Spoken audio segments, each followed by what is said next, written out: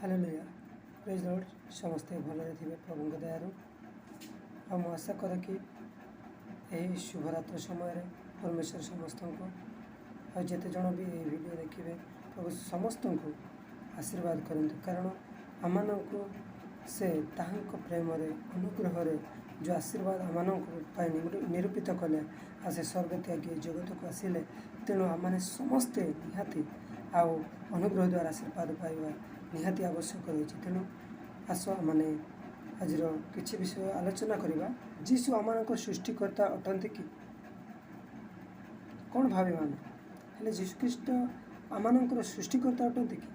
यह कौन सत्य ताले देखु आम जहन 1:3 आम देखा ताले आम कन्फर्म हो पार जे प्रकृत आउ जीशुख्रीष्ट आम सृष्टिकर्ता कि नुहे से स्थान लिखा ताहांको द्वारा समस्त सृष्टि है आ जे समस्त सृष्टि होइछि सेथि मध्यरु गोटे सुधा ताहांको बिना सृष्टि होइना एका द्वारा होइछि हालेलुया एटा का द्वारा जीशुख्रीष्ट द्वारा साद्यर वाक्य थिले वाक्य देहवंत है आ जीशु को रूप धारण कर जगत आसिले देख ये स्थान लिखा जाए जहन 1:3 जहाँकि ताहांको द्वारा समस्त सृष्टि है का द्वारा जीशु द्वारा तांको द्वारा समस्त सृष्टि है आ जे समस्त सृष्टि होइछि सेथि मध्यरु गोटे सुधा ताहांको बिना सृष्टि होइना एतिक आम जानी परिबा आ एही अल्प जाके आउ जहन 1:3 पदे जो माने विषयटी आमको जो बुझे आमको ये विषयटी कहूँ जे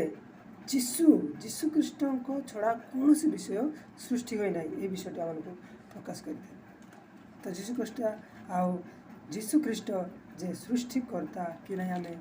जानलु कि निहाती जानवा आवश्यक देखु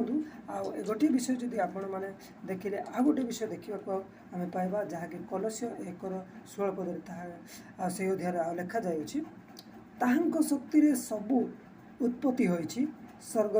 कि पृथ्वी रे जहाँ सबु निर्माण होइछि ताहा सबु ताहांको पाई ही निर्मित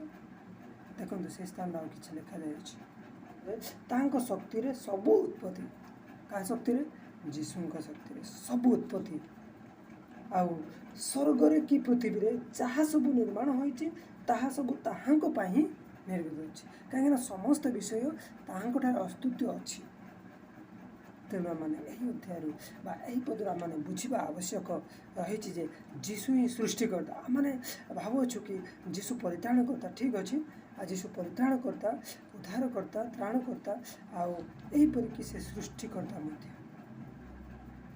कारण से आउ परमेश्वर आउ जो कि जहाँकि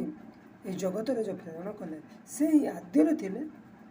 आउ जगत आसिले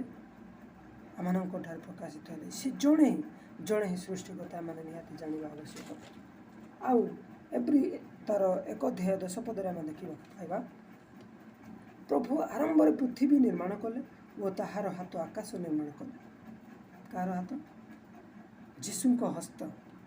लिखा जाए प्रभु आरंभ पृथ्वी निर्माण से आरंभ जगत आरंभ कहले कौन जगत आरंभ जिते आरंभ होता से कौन कले पृथ्वी निर्माण कले वो ताहांको हस्त कौन सृष्टि कला आउ आकाश निर्माण कले यहपरि भाव आम देखा तेणु आस जीशुख्रीष्ट